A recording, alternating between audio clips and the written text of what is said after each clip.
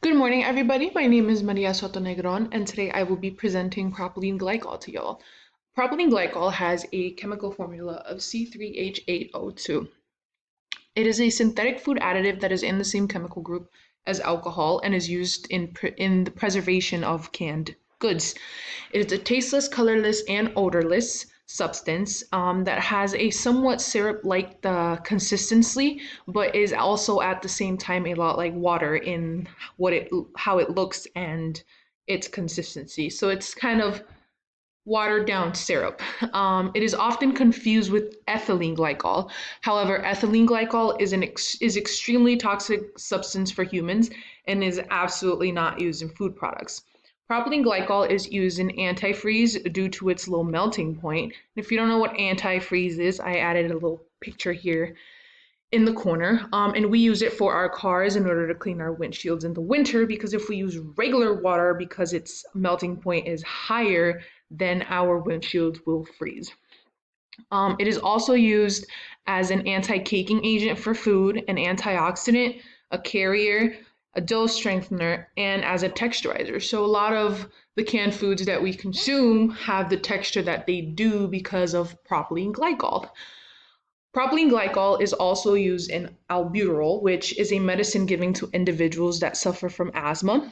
And what propylene glycol does is it helps the inhaler work. So when you push down on the inhaler, it allows, or the pressure that is contained within the inhaler to deliver the medicine. That's kind of what propylene glycol does. It is also present in vaping liquid in order to suspend and deliver the flavoring in vaping liquid.